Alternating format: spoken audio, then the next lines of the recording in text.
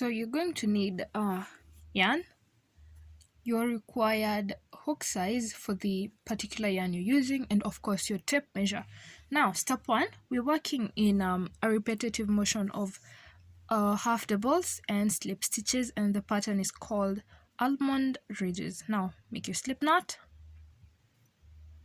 Okay, now we'll be working in multiples of 4. The catch here is if you start with half doubles, you have to end with half doubles. You start with slip stitch, you have to end with a slip stitch. Now go ahead and make your 3 chains. Chain 3 like that. Now with your chain 3, you're going to yarn over, insert your hook in the very first stitch that you made, like that. Yarn over, pull through. You're going to have 3 loops on your hook. Yarn over and pull through the first one only. Again, you're going to have 3 loops. Yarn over and pull through the rest. Just the one that we pulled stands for our foundation chain. Now instead of just doing the foundation chain and then coming back to do our repetition of 4 stitches in each portion, we are going to be working 2 rows at the same time, the foundation chain and the first row. Now that is how you do a half double.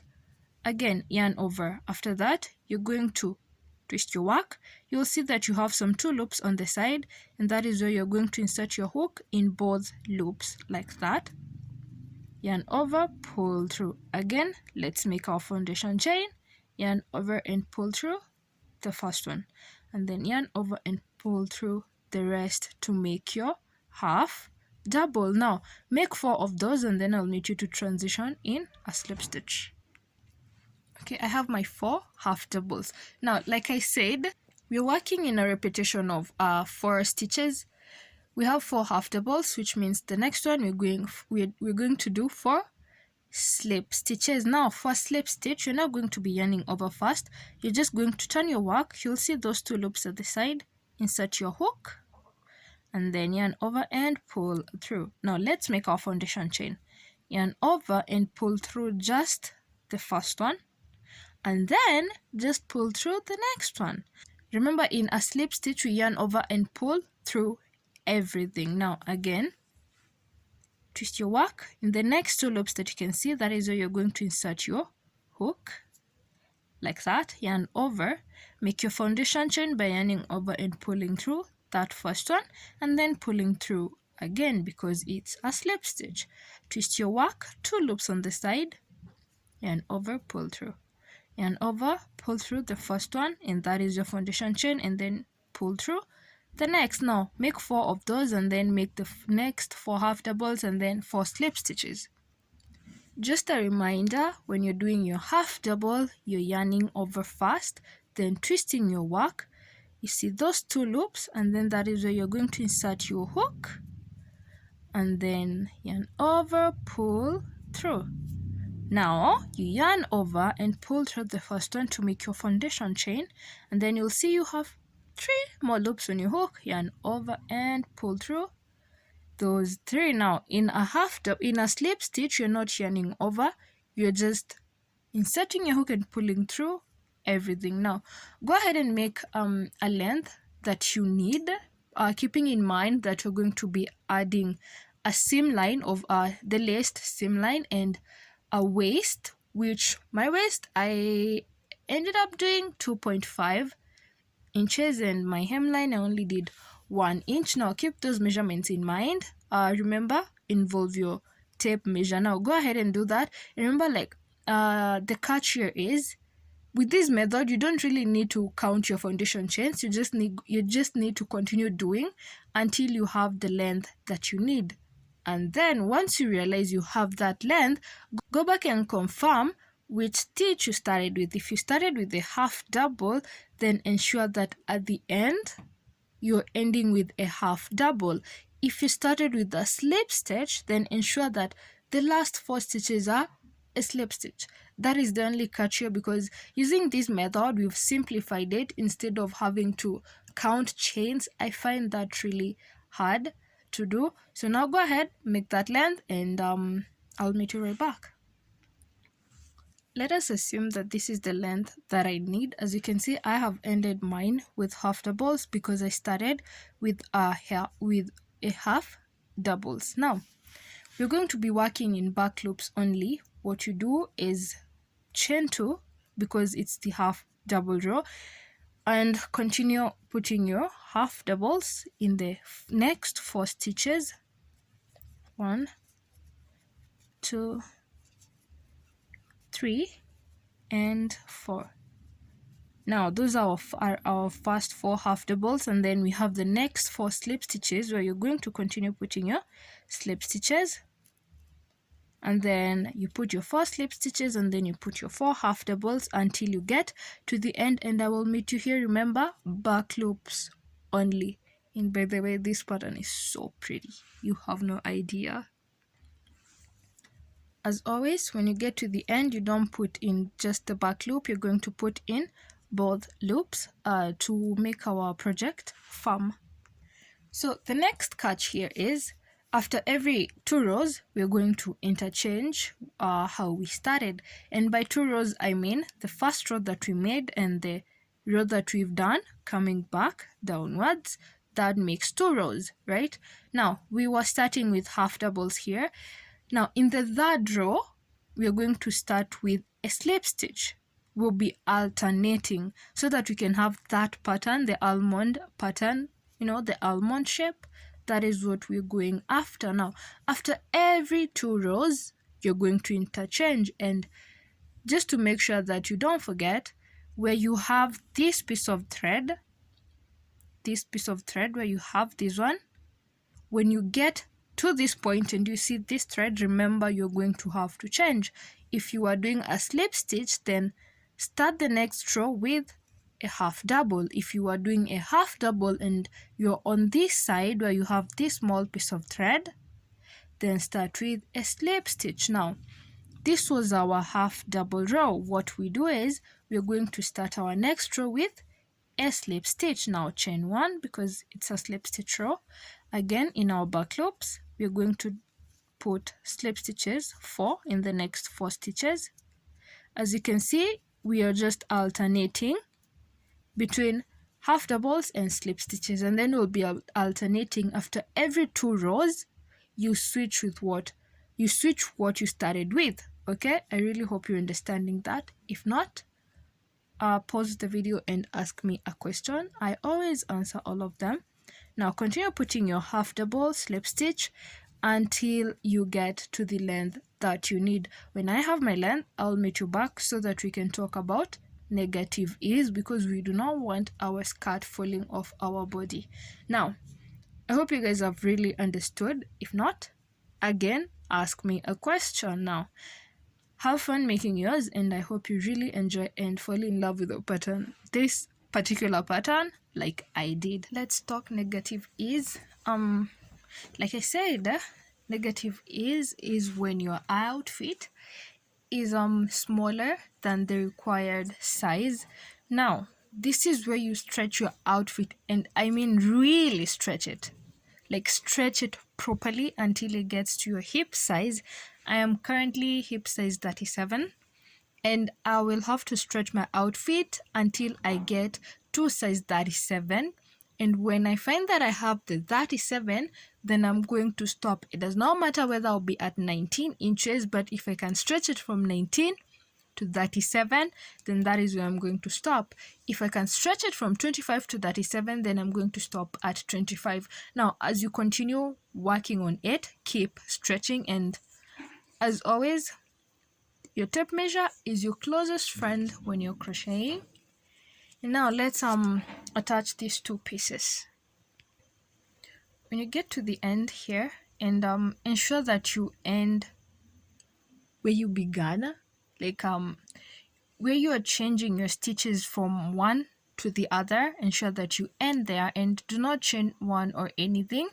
Just leave it at that, and then align your work properly so that you're working from the wrong side. This is the wrong side. As you can see, there's so many threads. I always like flip mine to be on the wrong side, and this is the right side. It's the pretty side. Now you're going to twist your work to a point, to a way that you can work in, right? Now you're going to insert your hook at the very first loop on this other side. You insert it, and then on the last loop you insert your yarn and pull. Just pull it to the other side. Now once you've pulled, you're going to chain 1 and turn. Remember we finished, okay, I finished with a half double, which means I'm going to start working with slip stitches. Now nothing is okay. What is going to change is the fact that you'll be working in both loops, like 4 loops actually, these 2 loops and then the other 2 loops. That is what is going to change. Other than that, nothing else. We're going to start with, if you finished with half doubles, continue with your slips. If you finished with your slips, continue with your half double slip until you get to the end, and I will meet you there. Remember, you're going to go in through both loops, the first panel and the second panel. Now go ahead, do that, both loops. Remember, I'll meet you here. Look at how seamless this is. You can hardly tell where the seam line is after you turn your work. Now we're going to be putting single crochets all the way around so that we can put in our chest, our waist, I mean, so that we can work on our waist. So what you do is we're going to be bringing this loop to the right side so that we can work from there. So you're going to insert your hook at the very top, and then you take this loop, pull your yarn until and then bring it here and chain 1. Now what you do, you're just going to put single crochets all the way to the end. There are no particular loops that you're going to be going in through. You're just going to look for areas where you can put them. Do not put too little. It's best if it's too many, because the method that you're going to be doing the waist with is going to cinch it in. Now a single crochet, you insert your hook, yarn over, pull through 2 loops on your hook, yarn over and pull through those 2. One more time, insert your hook, yarn over, pull through 2 loops, yarn over, pull through those 2. You're going to continue doing that all round, and I'll meet you back here. Now to attach, you're going to insert your hook in the very first single crochet that you did, yarn over and pull through everything and make a slip stitch. Now to make our waist, we're going to be cinching like I mentioned. So you're going to determine the length that you need. I'm going to do 3 inches, 2 to 3 inches. So that is the amount of chains you're going to make, and I'll meet you when I have mine. I have 12 chains plus 1 to make 13, and 13 is the turning stitch, and that is equivalent to around 2.5 for me. So I'll be working with that. Now you're going to turn your chain to the back side back loop, the ones that look like wands. I think I'll always call them that. And you're going to skip the first one and go into the second one, and which is where we're going to be putting our single crochet, our first single crochet. Insert your hook like that, yarn over, pull through, you'll get 2 loops on your hook, yarn over and pull through both of them. Repeat that, and I'll meet you at the bottom to show you how we are transitioning. Now at the bottom, this is what you're going to do. In the next available single crochet, you are going to make a slip stitch. You insert your hook and then yarn over and make your first slip stitch. In the next single crochet, you're going to do the same thing and make your second single slip stitch. Right now, turn your work. Once you do that, those 2 single crochet, those 2 slip stitches that you did, you're going to skip them and go into the third available stitch. That is where you're going to start your next single crochet. Now insert your hook, yarn over, pull through. You'll get some 2 loops. Now put on single crochets all the way. When you get here, remember the last stitch we put in both loops. Turn your work and I'll meet you at the bottom once again. Now once you get to the bottom, ensure that you're counting your stitches so that you know they are enough, because there's one stitch at the bottom that you're likely to lose when you're working on, when you're going downwards. Now again, just a reminder, remember there's a stitch here that is pulled. Do not go into that. It is tempting, but do not do that.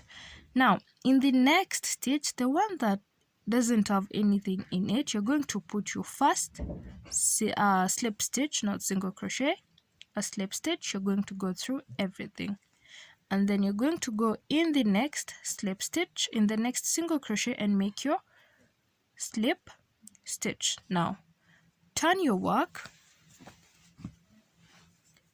Those 2 slip stitches that you've done, you're going to skip them. You're going to skip 1 and 2, and in the third stitch, that is where you're going to do your single crochets. Continue doing that all the way to the end, and I'll remind you once more on how to continue at the bottom.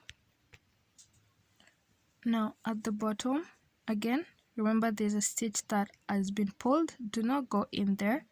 Now in the next stitch, you're going to make your first slip stitch, and then in the next one, you're going to make your second slip stitch.